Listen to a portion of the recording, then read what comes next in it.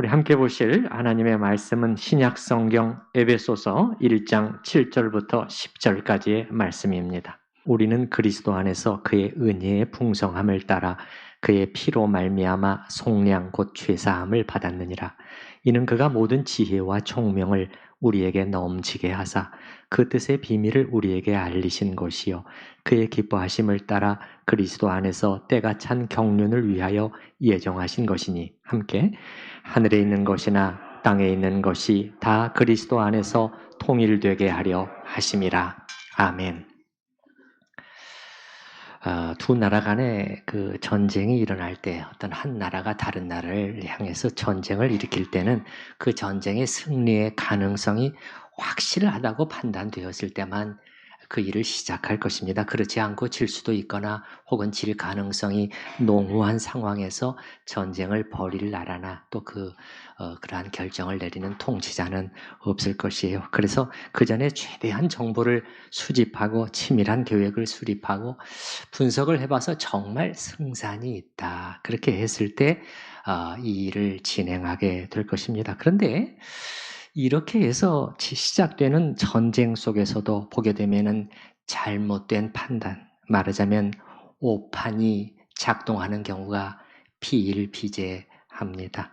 지금 일어나고 있는 우크라이나에서 일어나고 있는 전쟁에 대해서도 벌써부터 그런 말이 나오고 있죠. 푸틴이 오판을 냈다. 그러니까 러시아와 자신에게 올 수 있는 플러스 마이너스 계산을 잘못했다. 그런 말인 것이죠. 사실은 우리나라의 6.25 전쟁에 대해서도 그런 말들이 많이 있어요. 이제 세계사에서는 한국전쟁이라고 이렇게 부르는데 관련된 정치 지도자들의 오판으로 인해서 이 전쟁이 사실은 발발하게 된 것으로 보인다. 그러한 상당히 설득력 있는 주장들이 제기되고 있습니다. 약 2년 전에 한 방송사에서 1950 미중 전쟁이라는 제목의 다큐멘터리를 3부작으로 제작해서 방영한 적이 있었는데 그 일부의 제목이 오판이었습니다. 오판. 먼저 미국의 오판이 있었다는 것이죠. 어떤 오판이었느냐? 남한에서 미군을 철수해도 북한이 쳐들어오지 않을 것으로 미군 당국은 판단했다는 것입니다.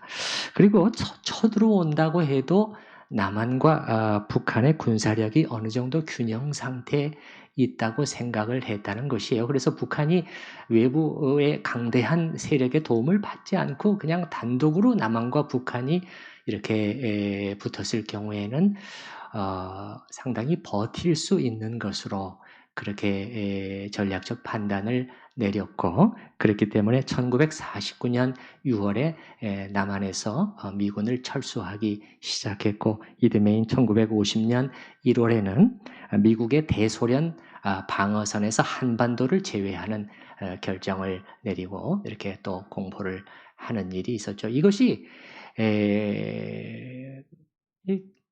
전쟁이 일어나지 않을 것이라고 쳐들어오지 않을 것이라고 생각을 했는데 벌써 오판이 미국 쪽에 있었던 것이죠. 또한 이것이 공산주의자들에게는 잘못된 시그널을 주게 돼서 우리가 전쟁을 일으켜도 미국이 개입하지 않겠구나 하는 그러한 생각을 하게 만들었다는 것입니다.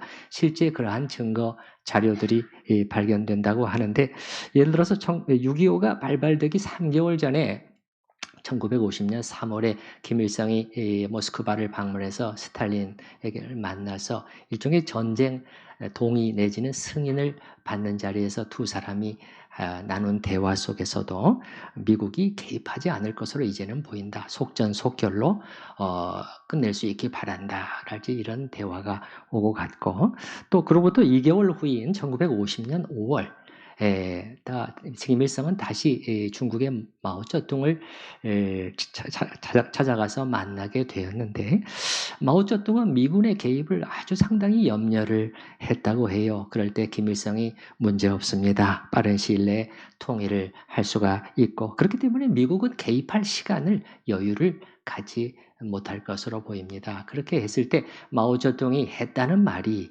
아니 당신이나 나나 우리가 미국의 총참모총장도 아닌데 그거를 어떻게 알겠어?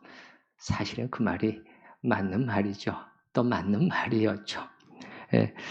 그래서 불안해진 그 마오쩌둥이 직접 스탈린에게 전화를 했는데 스탈린의 대답이 미국이 방해할 수도 있겠지만 자기가 보기에는 한국은 작은 나라고 그리고 미국은 굳이 세계 대전을 일으키려고 하지는 않을 것으로 보인다. 그렇게 해서 김일성이 이 무모한 전쟁을 벌이게 되었다는 것이죠. 이제 제가 무슨 얘기를 하려고 하느냐면은 뭐 우리에게 미국이 필요하다, 필요하지 않다 그런 것은 아니에요. 이걸 뭐 그런 쪽으로 해석하지 않으시기를 바랍니다. 그런데 제가 말씀드리려고 하는 것은 이것이 우리가 사는 세상이라는 거예요. 이것이 우리가 사는 기껏해야 이 정도밖에 안 된다는 거예요. 최고의 브레인들이 모여서 최고의 정보를 수집해 가지고 논의에 논의를 거듭하고 치밀하게 계획을 세워서 집행하지만은 그런 이 두 나라 간의 이 전쟁이라는 엄청나게 중요한 결정을 하면서도 숱하게 이러한 오판을 내리는 잘못된 계산을 하는 그리고 우발적인 요소들이 계속해서 등장하는 그런 일들이 비일비재하다는 것이죠. 미국도 오판을 내렸고 북한이 침공하지 않을 것이라 또한 김일성과 스탈린도 오판을 냈죠. 그들의 생각과는 달리 미국은 전쟁이 발발하자마자 바로 참전을 하게 되었으니까요. 그리고 전쟁은 한없이 길어지게 되었고 많은 군인들과 인명과 또 우리나라를 도와주러 오게 된 그러한 수많은 젊은이들이 피가 이 땅에 삼천리 방방곡곡에 쏟아지게 되지 않았습니까? 그래서 이렇게 이게 우리가 사는 세상이다. 사람들의 세계에서는 불확실성, 예측 불가능한 일들로 사실은 가득 차 있는 것이라는 거예요. 사실은 그렇다면 정말 이 땅에 확실한 일이 어디 있을 수 있단 말인가? 사실은 없죠. 안심할 수 있는 것이 하나도 없어요.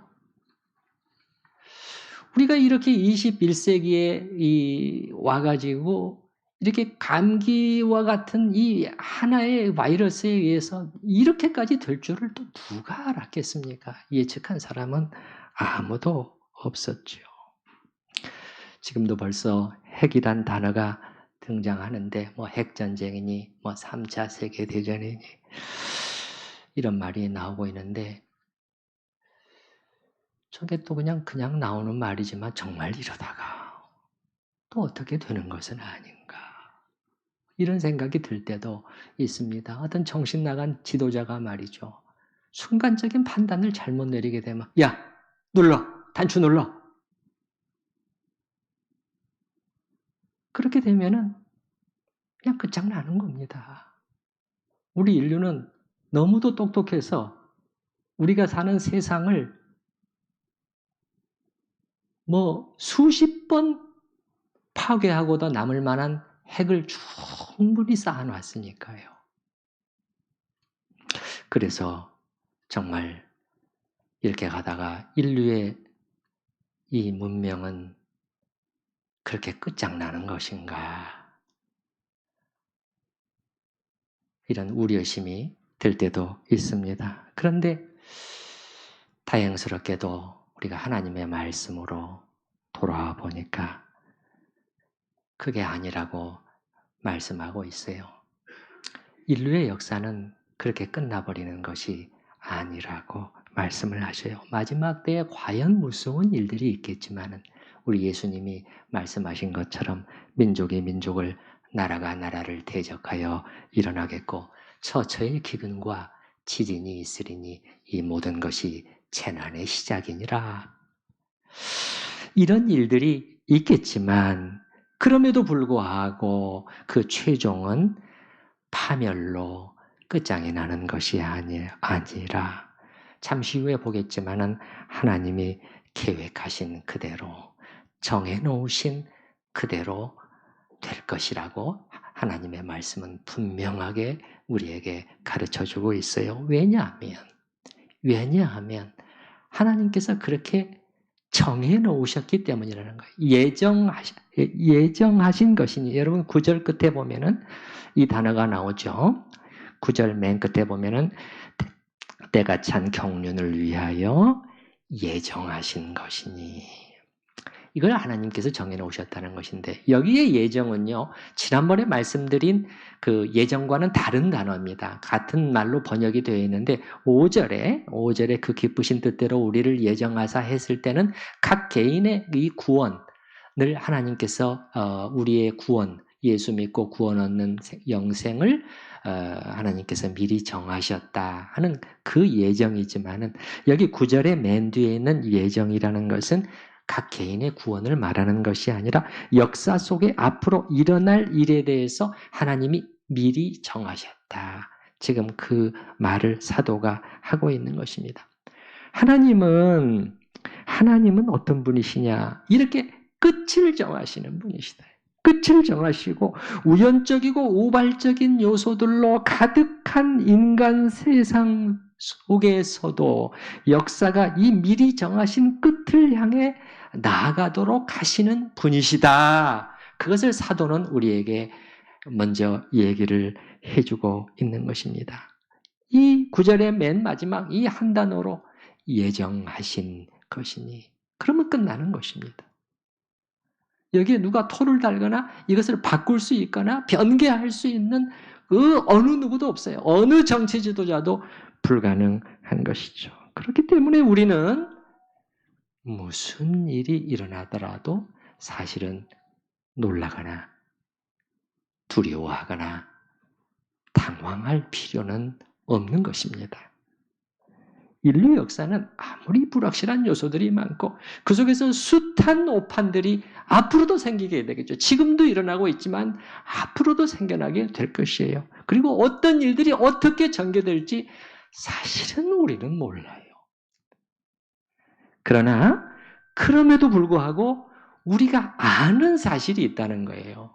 우리가 모르는 것은 모르는 거예요. 사실은 아무도 모르죠. 그거는요. 근데 우리가 아는 사실은 그럼에도 불구하고 어떤 정확한 지점을 향해서 도도히 흘러가고 있다는 것이 성경의 관점이거든요. 그런 의미에서 오늘 본문은 기독교적인 역사관을 담고 있는 그러한 중요한 본문이라고도 할 수 있겠습니다. 그리고 그 지점이 뭐냐는 거예요.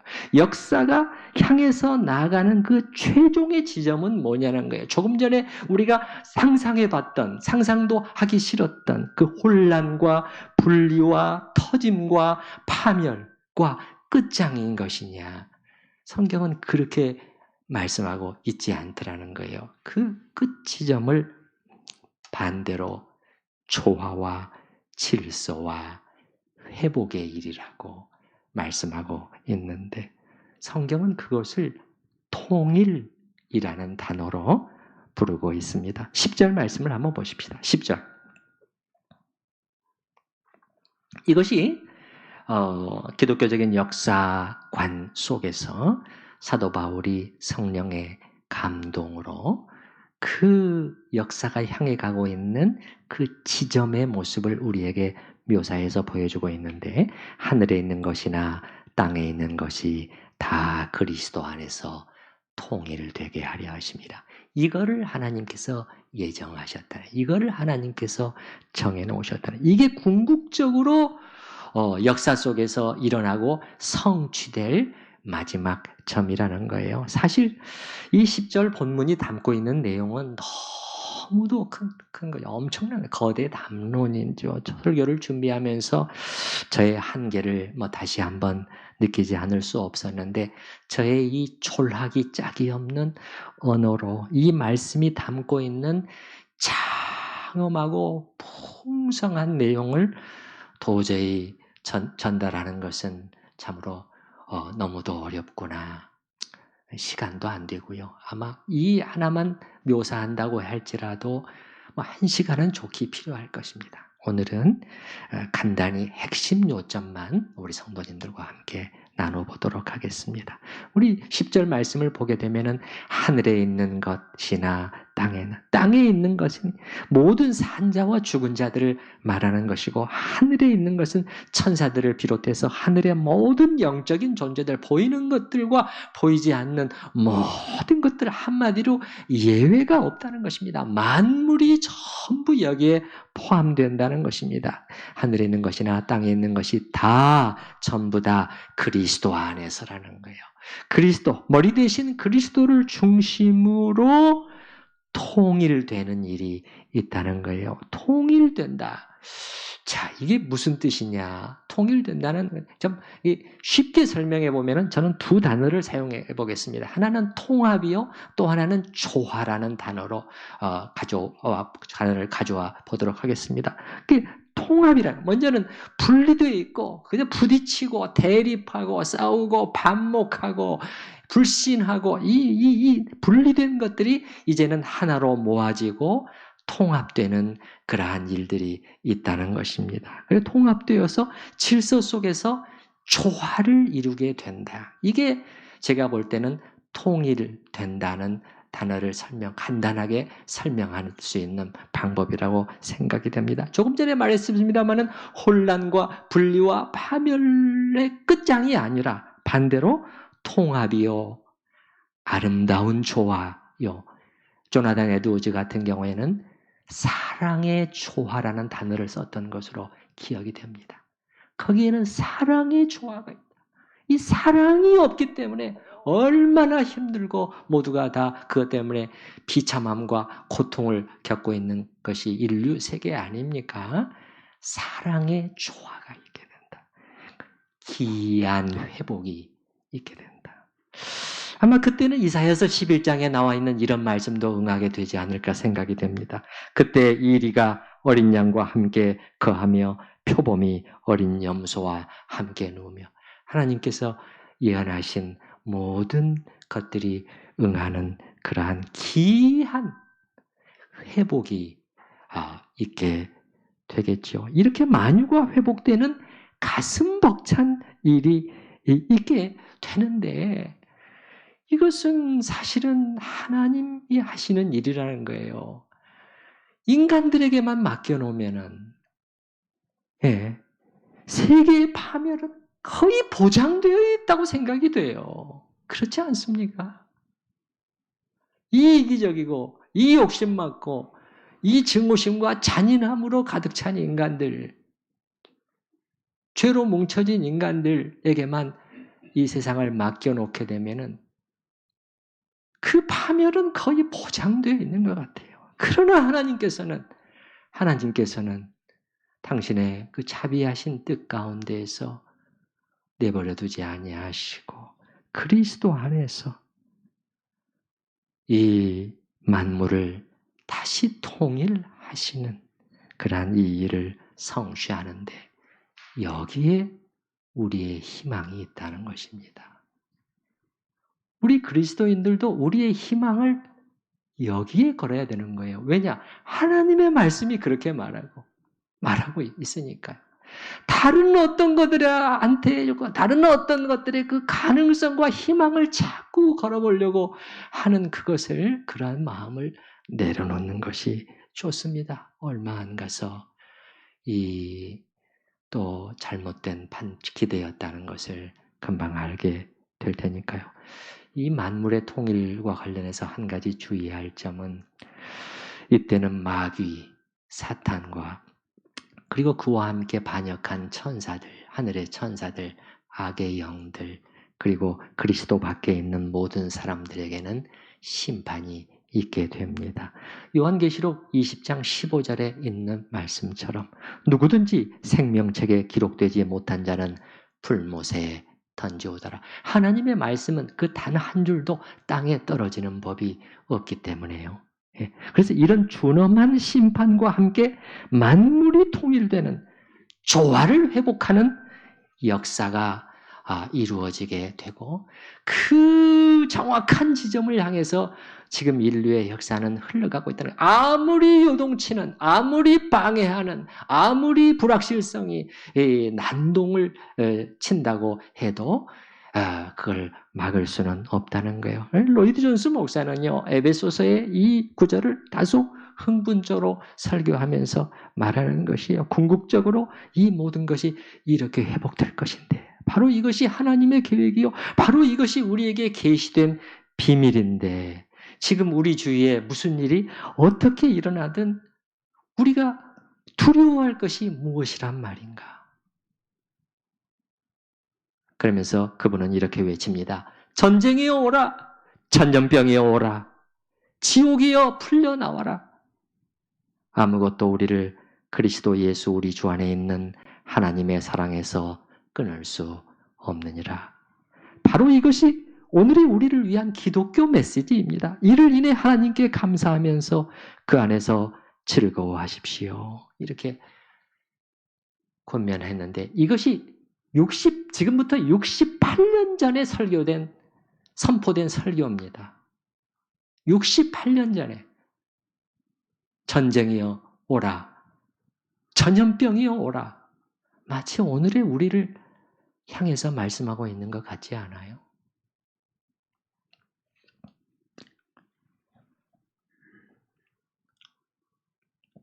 여러분, 제가 말씀드리고자 하는 것은 이것이 우리의 유일한 희망인데 그러니까 인간이 죄로 망가뜨려 놓은 이 세상을 하나님께서 회복하신다고 하고 있는데 그것도 이제 그리스도 안에서예요. 그리스도를 통해서만 그것이 이루어진다고 분명히 말씀하고 있어요. 여러분 오늘 7절부터 10절까지의 4절 말씀에 그리스도 안에서라는 이 표현이 무려 3번이나 등장하고 있는 게 보이시나요? 한번 보십시다. 7절에 보면은 우리는 그리스도 안에서 그렇죠? 예, 9절에 보면 중간 정도에 보면 그의 기뻐하심을 따라서 그리스도 안에서 때가 찬 경륜을 예정하셨다. 10절에서 하늘에 있는 것이나 땅에 있는 것이 다 그리스도 안에서 이거는 그리스도를 떠나서는 일어날 수가 없는 것이라는 거예요. 그리고 그리스도 안에서라는 말은 분명히 그리스도의 하나님의 아들의 거룩한 속죄 사역을 염두에 두고 하는 표현인 것은 확실해요. 그 하나님의 아들이 엘리 엘리 라마 사박다니 완전한 버려지심을 경험한 거예요. 여러분 인간의 경험 중에 모든 사람으로부터 버림을 당하는 경험만큼 무서운 것은 없는 것이에요. 우리가 그것을 경험하지 않았기 때문에 그것이 얼마나 무서운지는 몰라요. 최근에 욥기 19장을 다시 읽어보면서 욥이 당한 맛본 고통 중에서 가장 큰 고통 중에 하나는 이 버림받은 느낌이었다는 것을 다시 한번 공감하게 되었어요. 그러나 사실은 욥은 진짜 버림받은 것은 아니었잖아요. 하나님이 사실은 그를 테스트하고 계신 것이었죠. 그러나 예수님은 진짜 버림을 받은 것이었어요. 어찌하여 나를 버리셨습니까? 왜냐하면 하나님의 진노가 퍼부어졌으니까요. 이 하나님의 만물의 회복을 위해서는요. 구속과 만물의 회복을 위해서는 이게 진노의 형벌이 퍼부어져야 됐기 때문에 진짜 버림을 당하셨거든요. 이런 일을 통해서 그리스도 안에서죠. 그래서 다시 한번 말씀드립니다. 인간이 죄로 망가뜨려 놓은 이 세상을 하나님께서 회복하신다는 것이 이 성경의 이 고동치는 메시지인데 여기에 인류의 모든 소망이 걸려 있는 것인데 그런데 기껏해야 우리 그리스도인들이 교회에 와서까지도 그냥 이 땅의 정치 얘기나 하고 있을 것인가? 로이드 존스 목사는 에베소서 오늘 본문을 강해하면서 이렇게 말합니다. 정치에 대해서는 자기도 나름대로 견해가 있다는 거예요. 정치적인 견해가 없는 사람이 누가 있겠어요? 다 있지요. 미국 같은 경우에도 보면은 양당제잖아요. 보수와 진보. 그래서 공화당과 민주당. 또 영국도 마찬가지예요. 영국은 더 오래됐죠. 이 양당제가. 노동당과 이 보수당이라고 하는 이 진보와 보수 체제로 수백 년을 이어왔고 거기에 대해서 자기도 견해가 없을 수가 없다. 근데 로이드 존슨은 이렇게 말합니다. 나도 정치적인 견해를 갖고 있지만 그러나 내 견해가 꼭 다른 사람들보다 더 정확하고 권위를 갖는다고 생각하지 않는다는 거예요. 목사이기 때문에 정치적인 견해를 가장 훌륭하게 가질 수 있다고 자기는 생각하지 않는다는 것이에요. 정치에 대해서는 정치가들이 자기보다 더 잘 알 수 있다고 인정한다는 것이죠. 그래서 로이드 존슨은 나는 목사로서 정치에 대해서가 아니라 성경이 뭐라고 말씀하시는지 그것을 말하겠다는 것이에요. 그분이 한 말을 제가 직접 인용해 보겠습니다. 정치가를 충고하는 것은 제게 주어진 사명이 아닙니다. 다시 한번. 정치가를 충고하는 것은 잘했느니 못했느니 충고하는 것은 제게 주어진 사명이 아닙니다. 그건 목회자의 사명은 아니라는 거예요. 저는 성경을 강해하라는 사명을 받은 것입니다. 저는 세상에서 무엇이 일어날지 알지 못합니다. 어떤 사람도 세상에서 일어날 일을 아는 사람은 없습니다. 평화가 올는지 전쟁이 일어날는지 저는 알지 못합니다. 그러한 일에 신경을 곤두세우면서 해결하려고 애쓰는 것은 시간 낭비입니다. 그러나 저는 제가 잘 아는 문제를 다루고자 합니다. 하나님이 알게 하신 게 있어요. 그 일은 훨씬 더 넓은 영역에 속해 있는 것입니다. 지금 바로 눈앞에서 무슨 일들이 1년 후에, 2년 후에 일어날 것인가? 그보다 훨씬 더 크고 넓고 포괄적인 그 영역에 속해 있는 것입니다. 저는 하나님께서 주신 권위로 그 일을 하려는 것입니다. 바로 얼마 뒤에 전쟁이 일어날지 평화가 계속될는지 저는 알지 못합니다. 당시만 해도 1, 2차 세계대전이 마무리된 지 영국이 2차 세계대전 때 얼마나 시달렸습니까? 독일에 말이죠.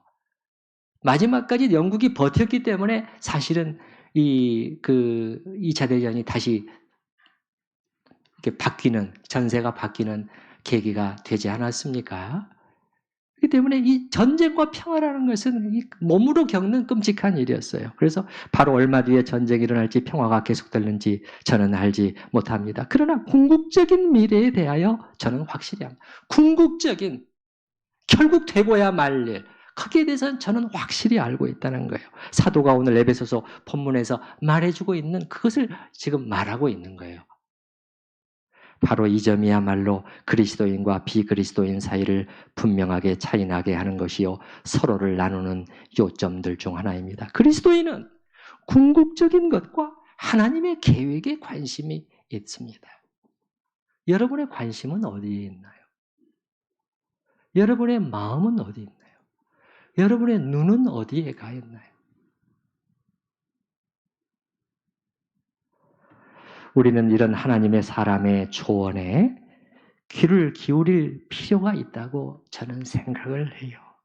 정치가를 충고하는 것은 목회자의 사명이 아니다. 그럼에도 이 신성한 강단을 오늘날에도 보면은 맨날 정치 얘기나 하는 곳으로 전락시키는 목회자들이 없지 않아요. 좌니 우니.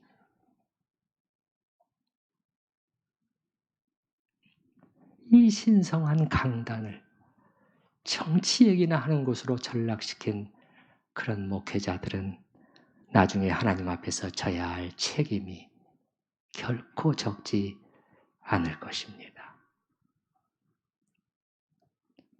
자, 우리의 본문으로 돌아와서 이 10절에 있는 것처럼 만물의 통일이라고 하는 가슴 벅찬 결론을 우리에게 말해주고 있는데, 그러면 이 일을 이루기 위해서 하나님은 어떻게 하시는 분이신가? 사도는 또한 거기에 대해서 우리에게 아주 친절하게 가르쳐 주고 있는데, 오늘 말씀을 보면 그분의 경륜 속에서 일을 진행해 가시는 분이라는 거예요. 9절의 중간 정도를 한번 보시기 바랍니다.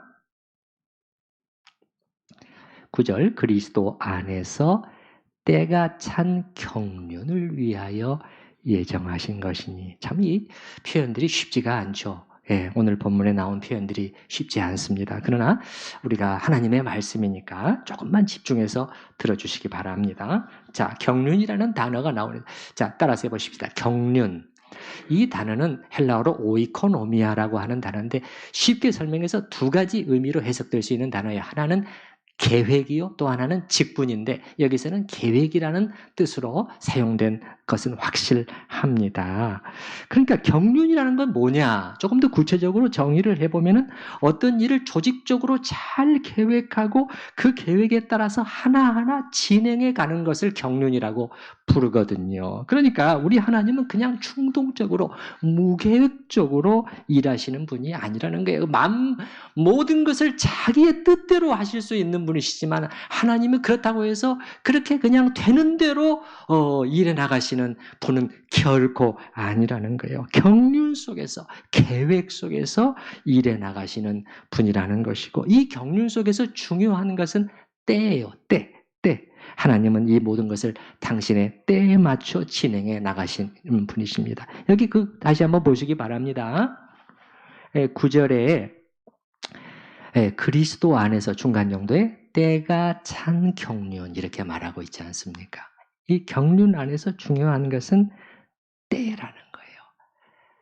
때가 차는 일이 있다는 거예요. 때가 다 차야 된다는 거예요. 그 경륜이 또 하나님이 정하신 경륜들이 이루어지기 위해서는 이 때가 차야 되고 또 마지막에 그 경륜은 그 마지막에 때가 차야 된다는 거예요. 하나님의 시간이 있다는 것이죠. 그렇기 때문에 우리 하나님은 사실은 결코 조급해 하시는 분이 아니셔요. 조급해 하시는 분이 아니셔요. 자, 여기서 그 때라는 단어에 대해서 조금만 더 생각하고 넘어가 보고자 하는데요. 이 때가 찼다, 때가 찬 경륜을 말할 때는 이 10절에 있는 것처럼 이제 만물이 그리스도 안에서 통일되는 일이 일어나는 그 때가 차는 것을 1차적으로는 가리키는 것이에요. 그 때가 차는 거예요. 예, 그리스도의 재림의 때라고도 할 수가 있겠지요. 예, 그 때가 찬 경륜이라는 거예요. 그런데 동시에 우리가 또한 생각을 해야 되는데 그러면 우리가 살고 있는 지금은 어느 때인가? 아직 때가 안 찬 것인가 했을 때 사실 성경은 놀랍게도 우리가 사는 지금도 때가 찼다고 말씀하더라고요. 그럼 언제부터 그 때가 찬 것이냐? 예수님이 오시면서 때가 찼다는 용어를 사용하기 시작해요. 갈라디아서 4장 4절에 보면 이런 표현이 나오잖아요. 때가 참에 그 아들을 보내사 여자에게서 나게 하셨다는 거예요. 그러니까 무슨 말이냐면 성경은 예수님이 오시면서 이 하나님의 때가 이미 차기 시작했어요. 이 종말이 시작됐다는 거예요. 종말의 시계가 이제 타이머가 이게 착착착착 움직이기 시작했다는 거예요. 아주 중요한 시점이 이제 시작이 된 것이에요. 이 정말 하나님의 나라에서 중요하고 놀라운 시점이 시작이 됐다는 거예요. 그래서 우리가 지금 어느 시점을 살고 있느냐? 이 때가 찬 시점을 이미 때가 찬 시점을 우리는 살아가고 있다는 것을 늘 잊으면 안 된다는 것이에요. 언젠가 때가 차겠지 하고 우리가 지금 여유를 부리고 있을 때가 아니라는 것이에요. 우리는 아주 특별한 시간을 지나고 있는 것이죠. 그래서 제가 지난 신년 예배에서 고린도전서 7장의 말씀을 인용했지 않습니까? 형제들아, 때가 단축하여 진고로 이제부터 세상 물건을 쓰는 자들은 쓰지 않는 것처럼, 아내가 있는 사람들은 아내가 없는 것처럼, 남편이 있는 사람들은 남편이 없는 것처럼 그렇게 살아야 된다. 때가 찼지 않냐? 아주 특별한 때지 않냐? 저는 그걸 뭐라고까지 표현했어요? 비상사태가 선포된 그 시점을 우리는 지나고 있는 것이다. 그렇기 때문에 마치 이런 것들이 전부인 것처럼 살아서는 안 된다는 거예요. 사도 바울은요. 그 지나가는 이 땅의 것들에 올인해서는 안 된다는 것이에요. 막 거기에 집착하면서 그렇게 살아서는 안 된다는 거예요. 한 발자국 뒤로 물러서서 우리가 정말 무엇을 바라봐야 되는지 그것을 보고 나아가야 된다는 것이죠. 그리고 사도 바울은요, 한 가지만 더 말씀을 드리면은 특이하게 우리 그리스도인들은 이런 비밀을 알게 된 자라고 그렇게 말하고 있습니다. 비밀을 알게 된 자들이라는 거예요. 9절을 한번 보십시다. 9절.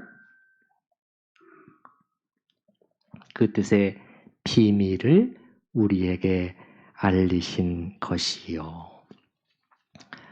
하나님께서 비밀을 우리에게 알려주셨다는 것이에요. 그 비밀의 내용은 우리가 이미 살펴본 것입니다. 쭉 9절의 나머지 부분들 그리고 특히 10절을 가리키는 것이에요.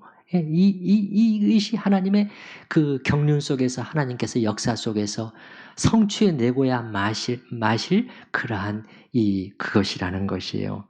근데 이 비밀이라는 단어를 조금 더 저는 주목해 보고 싶은데 사도 바울은 그의 편지에서 이 용어를 가끔 사용하고 있는데 에베소서에서 특히 아주 많이 사용하고 있어요. 그러면 비밀이라는 것은 성경에서 비밀이라는 단어를 사용할 때 무슨 뜻이냐는 거예요.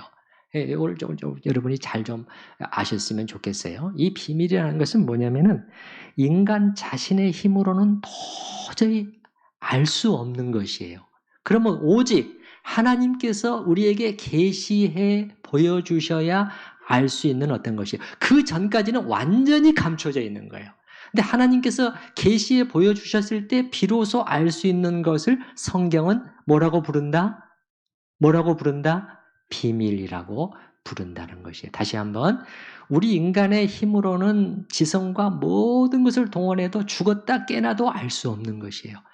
위로부터 계시해서 하나님께서 보여주셨을 때만 우리에게 알려질 수 있는 것을 비밀이라고 부르는데 9절에 보면은 하나님께서 그 일을 하셨다는 거예요. 그의 뜻의 비밀을 우리에게 알리신 것이요. 이 말은 계시해서 보여주신 것이라는 거예요. 계시해 주셨다. 뭘 통해서? 성경을 통해서 계시해 보여주신 것이지요. 그렇기 때문에 비밀이라는 것은 1차적으로 성경을 통해서 계시해 보여주시는 거예요. 그러나 이게 전부는 아니에요. 왜 그러냐?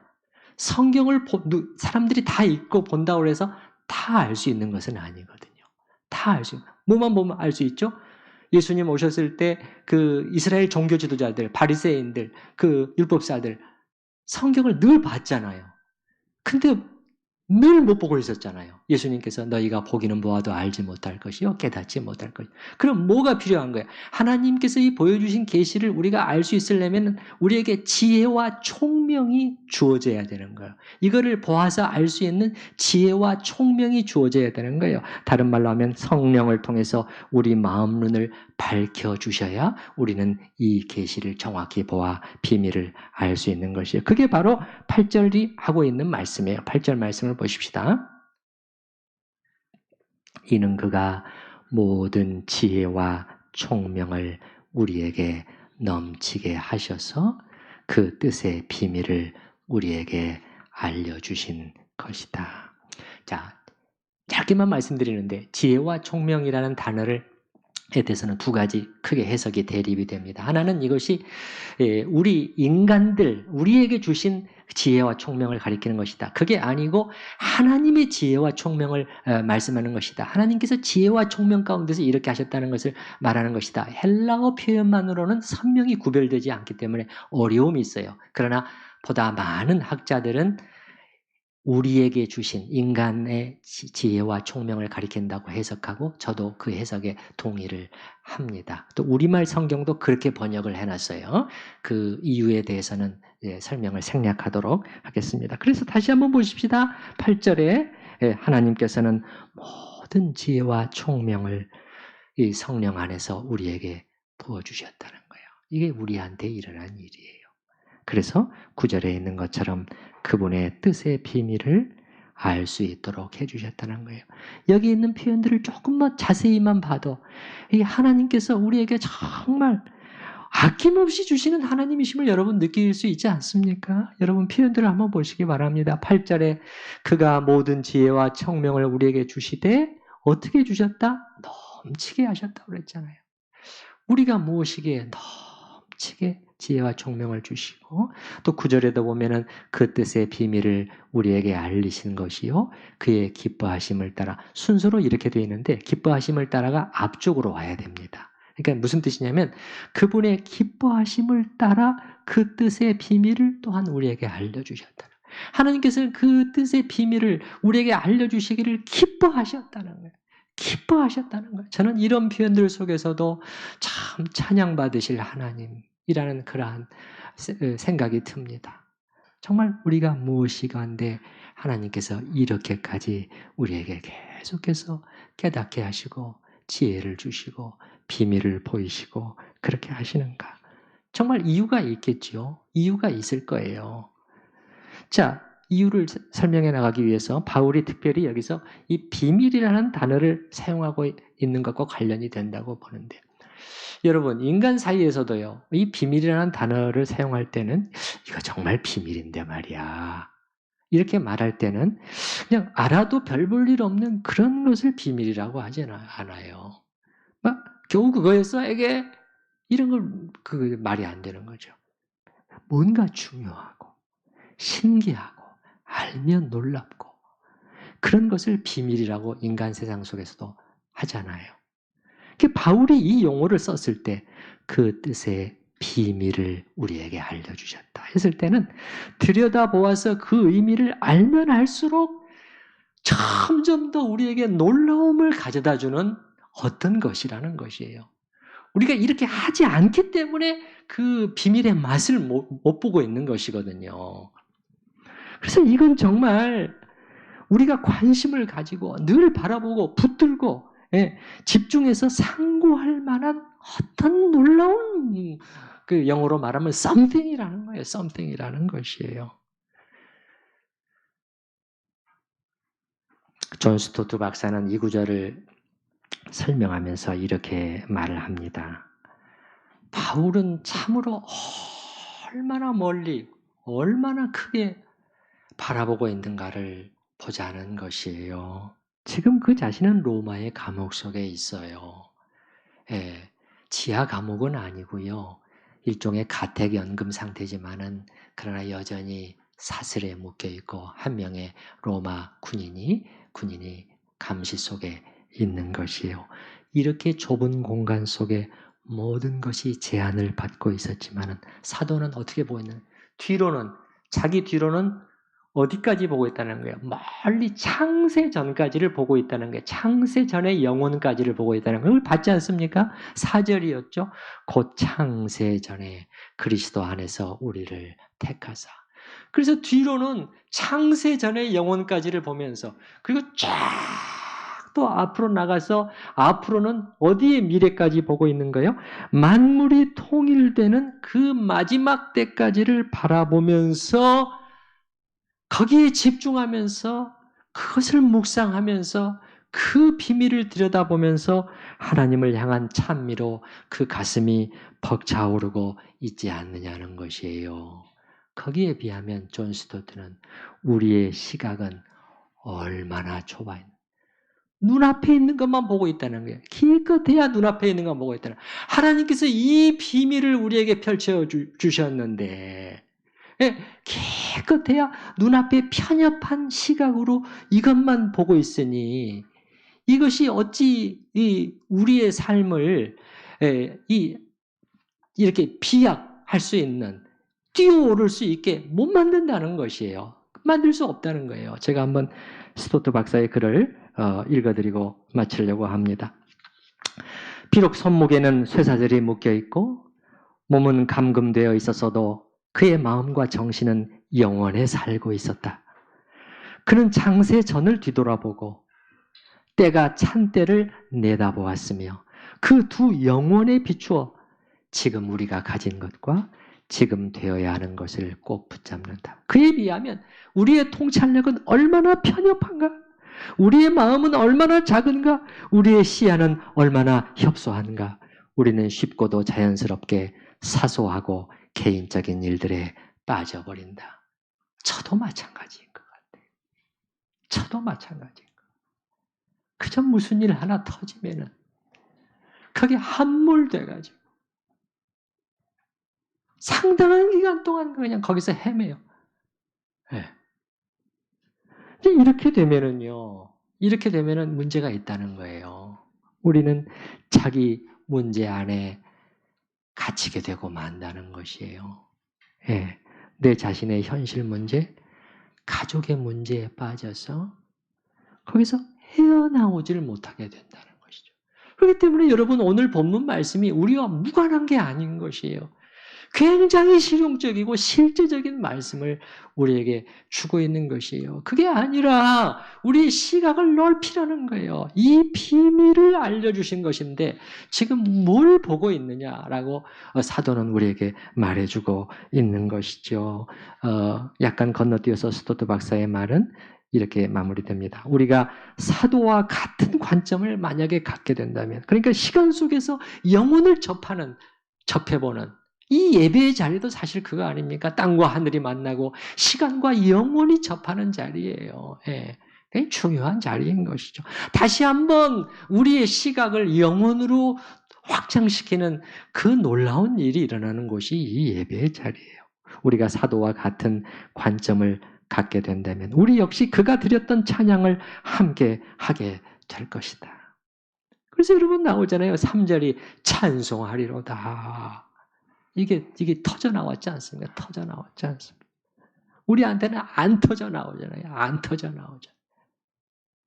이게 힘든데, 이게 우울하게 만드는 일들이 지금 내 앞에 있는데, 그것만 붙들고, 그것만 보고 있잖아요. 예, 예. 그래서 우리 역시 그가 드렸던 찬양을 함께하게 될 것이다. 교리는 의무로 이끌 뿐 아니라 영광의 찬송으로도 이끌기 때문이다. 마지막 문장, 삶은 예배가 되고 우리는 그리스도 안에서 그처럼 풍성하게 복 주신 하나님께 끊임없이 축복을 돌리게 될 것이다. 이 복된 은혜가 우리 성도님들에게도 임하게 될 수 있기를 바랍니다. 참으로 오늘 우리가 본 말씀, 인간이 죄로 다 망가뜨려 놓은 세상을 하나님은 어떻게 회복시킬 것인가? 이 놀라운 전망을 본 우리가 정말 사도처럼 우리의 시야를 편협한 데서부터 확대해 나가고 그 하나님이 하고 계시는 일, 하나님이 하실 그 위대한 일들을 바라보면서 거기서 우리의 힘을 얻고 모든 어떤 일이 일어나도 두려움을 물리치고 고난 속에서도 다시 힘을 얻어서 나아갈 수 있는 삶이 되기를 바랍니다. 우리 주신 말씀을 생각하면서 하나님 앞에 기도하는 시간을 갖도록 하겠습니다.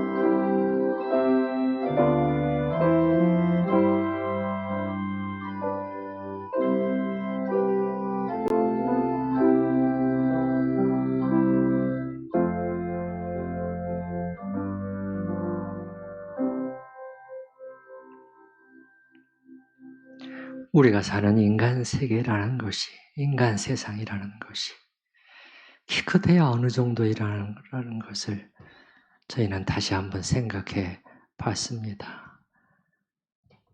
불확실한 것으로, 예측 불가능한 것으로 가득 차 있는 세상 속에서 아무것도 확신할 수 없고 아무것도 안심할 수 없는 그런 세상을 우리는 살고 있으며 더군다나 이 속에서 인간의 죄와 욕심이, 이기성이, 증오심과 잔인함이 난동을 부리고 있고 그 속에서 어떤 일들이 일어날지 알지 못하는 인간이 만들어낸 것이라고는 겨우 이런 것들이라는 것을 다시 한번 확인했습니다.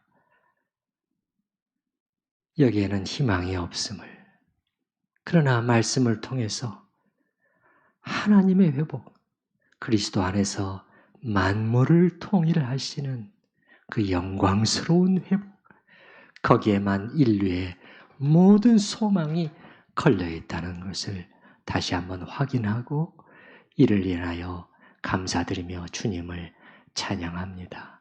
이 비밀을 저에게 미리 보여주셨습니다. 모든 지혜와 총명을 저에게 넘치도록 하셔서 성령 안에서 이 비밀을 보게 하신 것을 감사드립니다.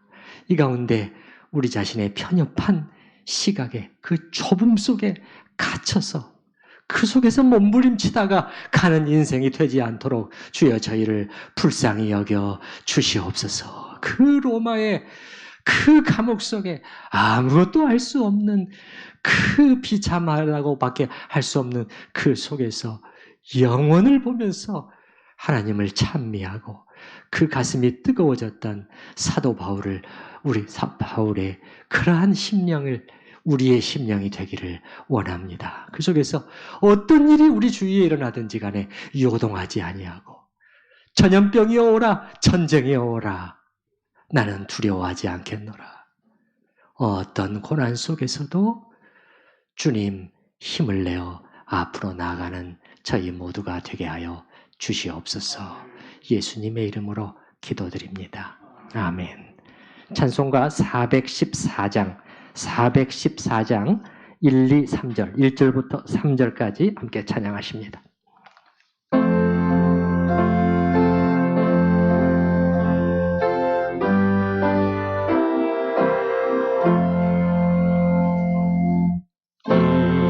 이 세상